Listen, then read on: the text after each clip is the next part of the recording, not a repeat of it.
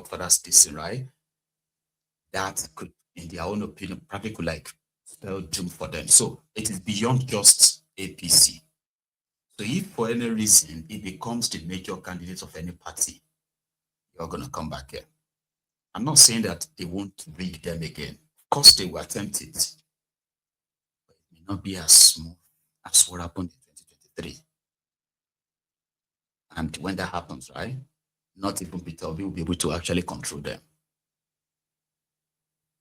For what I have seen so far. But yeah, if the establishment work it out and manage to skim him out in between this issue of primaries election for who becomes the presidential candidate of this ADC. But let's leave that. There is the comeback from FEMI Oponu, the same guy that spent most of his days with Boko Haram's regime, calling Nigerians different names like the Wailing Whalers. You remember? Nigerians who were lamenting the economic hardship and failed, security and all that in Nigeria. They were called names. And those who became victims of the Fulani terrorism at that early stage, right? The first early solution that they provided was that people should part with their lands or their lives. And the person who they sent to go and tell Nigerians that was no other than FEMI Oponu Adesina. But he is back now. Like it's a pandemic. This same FEMI Oponu Adesina, garbage hill. There's another one. I can't remember his name right away. Okay, that one rebranded as well. Anyway, all these guys have tried to make a bit of a comeback. Even Laya Mohammed, they've all started publishing them to try to whitewash the calamity they brought upon Nigeria. Now, some are already joining the coalition to save us from the same APC, that is supreme at the time. Yep. So FEMI Oponu Adesina is now preparing electoral reform solutions, including electronically transferring results. Nigerians should insist that your vote should be results should be electronically transferred. The moment you finish counting your votes here and the result announced, the results should be electronically, and everybody should be able to access it. They're all talking about 2027. What failed leadership could do. Now, I'll play you this. And it's actually a long one. Okay, please watch. Then the third point is the media must eschew fake news. Fake news. What we were taught was, if in doubt, leave out. Whether it's no longer a canon of journalism, I don't understand. If in doubt, leave out. They just put anything now. Anything now. Anything, however fake. Some media will report it. This is largely because of the influence of the social media. Largely because of the influence of social media. But we know that social media is not completely media you can trust. Social media is the one that can break news for you, which you cross-check and fact-check before you run with it. So it is very important that the media must eschew fake news if we are all going to survive in 2027. Part of constructive reporting is for media to ensure that enabling laws are enacted timelessly, INEC budget is released in good time, voter education is conducted to reduce voter apathy, tough penalties for vote buying, ballot stuffing, ballot destruction, etc. are also enacted. It is not enough to just have these laws and they are there. They must be used. all electoral offenders of 2023 election, ask how many are behind bars. How many are behind bars? I don't know. Those who committed those crimes in 2023 will come again in 2027, commit the same crimes, and still get away with it. So unless electoral criminals are punished, things will not change in our country.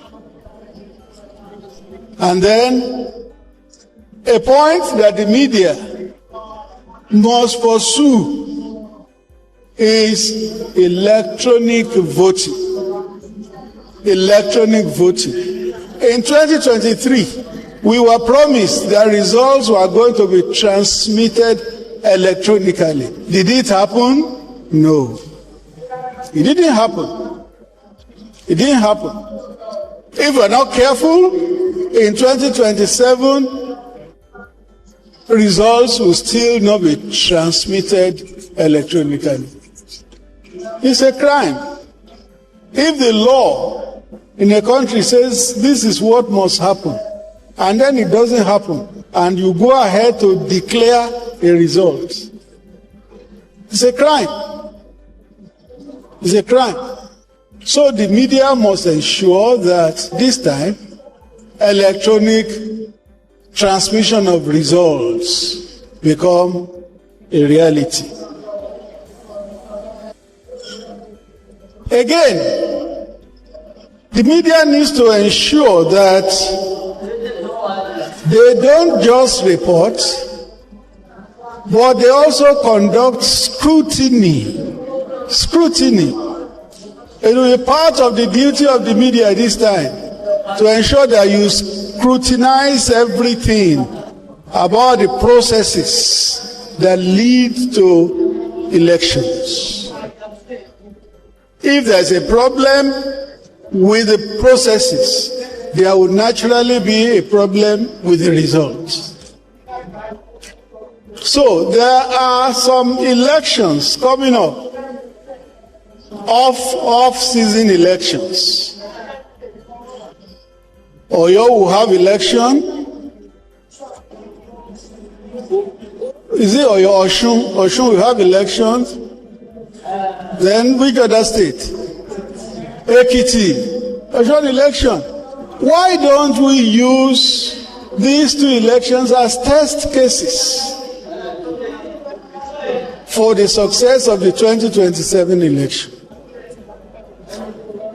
If those two elections hold and it is business as usual, then the media must cry. They must shout. They must shout and say, things are not working. Things are not working. It is very important. And then, lastly, there must be continuous electoral media literacy.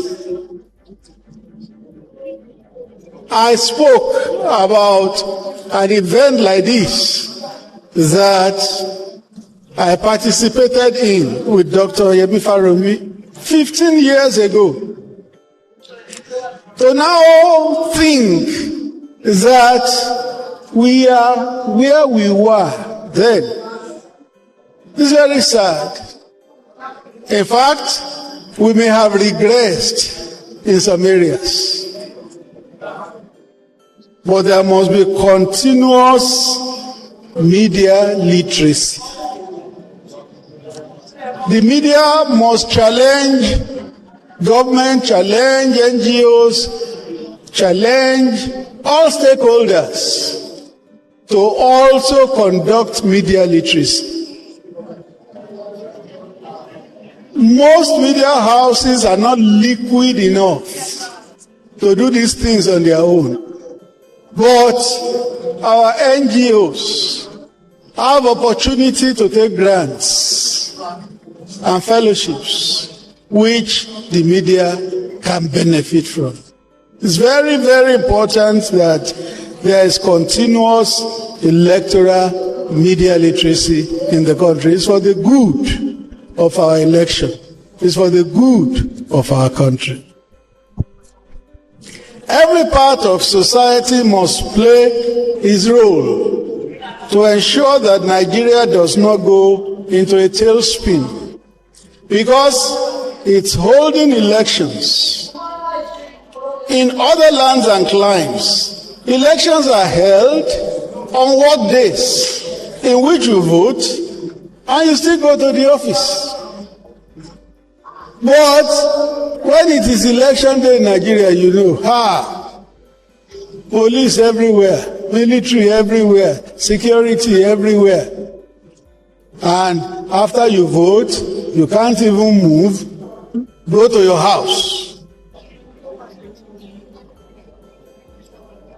We saw the last election, intimidation, voter suppression, all kinds of things. As long as these things persist, we cannot have election that is free and fair. Instead of one election being worse than the last one, we should change the order, that our elections begin to improve and make progress. That is when I know I have to make you listen to all of that. Yeah, that's who they are. To those who are there right now, Kolu and others, as it is presently set up, that is fine. That is the best. Because changing this or sign, because even Bokwari failed to sign the Electoral Act of 2022, which according to them could have helped a lot in your 2023 charade. Now, Kolu is there. You know, the National Assembly was deliberating on the Electoral Act, and that is to ensure that some discrepancies that they have allowed in the past right now should actually come with consequences. You know, stuffs like, which actually they are criminal, by the way. So things like election buying or vote buying, falsification of results, and all those things. So you get violence during elections. They are all supposed to come with their own punishment and consequences, but there is no law to use on them, because those who hire them are going to rehire them again. In 2027, it is going to be the same thing again. Everybody will cry, oh, this country is regressing. We need to do something, blah, blah, blah. And then those in government will say, oh, we are going to do electoral reform next. But it's never going to happen, because doing that, but somebody even said, I think that's, you know, this lawyer, son, Femi Falano, he said, making the laws or even doing electoral act, okay, in 2027, it's not also a sure bet that the election will be free and fair, and it's not lying, okay? Because implementation is real issue. The people that all these state governors, all the thugs, courtists that they are going to buy weapons for, those ones they are going to use to disrupt opposition states or even kill people during the elections. So will the governors allow them to go to jail when he's elected? I mean, when he finally rigged himself in? Or is it Tinubu that is going to allow all the hired criminals across the country who worked for APC to go to jail? So the answer is no. So the problem is not about the Electoral Act.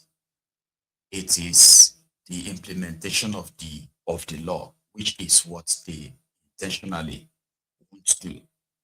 Implementation of the law. They told people about this IREF in 2023. They used like 2 years to campaign it, to sell it to Nigerians, only for them to now say, well, there is no law that says they must announce, they must post the result online. What do you mean by that? I said, well, technically it doesn't even make any sense in Nigeria to say election results should be electronically transmitted. when more than 60% of the country have no access to internet, have no access to regular power supply. So what is going to make a law that says you must count the results here and then you must post it online? You know, so how is that going to actually really work technically? So it won't. But yet they went on to campaign about using technology, using this, even taking the biometrics. If you want to sign up as a voter in Nigeria, you are expected to, after taking your pictures and your details, right, you have to do the fingerprinting, it's called biometrics. That is what will differentiate you from the other voter, from any other person, even from your siblings. But when they got to northern part of Nigeria, they had to just write the name and produce voters cards for like more than 80% of them without any fingerprint or any thumbprint or anything. Because according to them, they are just too local that their fingers have thicker skins and the machine is not reading their fingers properly, so they have to do it manually. That's it. That's how they registered millions of voters without any real verification in the northern part of Nigeria. And they are all those of you that did your biometrics and the rest and other fake ones. So every one of you exists in a voter register that is so fake. The figure, the polling unit, polling walls, it is so fake that the whole country pretends that it's nothing. You will see them purge their voters register, right? And they will tell you that, oh, we just purged it only for it to kind of like scale up again. And when the election comes and you compare their final votes with what they call the registered voters, it's always like far off, all fake. Most of the time, all fake. So they won't change the rules. They will set the rules, maintain it, because that is what will maintain their grip on power. That's how it works. Just in case if you are wondering, but let's put that also aside now. FEMI Oponu additional, and let's take a quick. Let's make a quick stop in the middle belt part of Nigeria, where the continued kidnappings, attacks from these Fulani, Islamic jihadists, and other terrorists operating up north. Niger State is a place where they attacked 2 days ago, sorry, yesterday. And it is reported that even in Benue, they also had almost about 150 people also kidnapped. Now, all these things are happening while those who are the new victims, their families who are out there protesting, demanding for international support. We have a young missionary who I think is quite very popular on social media these days because of his missionary work he's been doing in the middle belt part of Nigeria. Okay? So he was with Reverend Father Yakomo Daman, right? And they said that though the last we heard of the Yawata people in Benue State was when they killed over 230 residents, including children, last year. However, the government, including Tinubu that went there, they've not gone back to do anything for these people, not anything. Meanwhile, there have been some charity or private organizations who have been coming together to rebuild the homes, because what they did in Yawata was not just to kill people. They burned down houses, burned down properties, burned people inside houses. That was what made that toll high, by the way. So, but this young man has been there. He's from the United States ahead, Alex. They said they rebuilt at least 35 homes for the survivors of the Yawata massacre.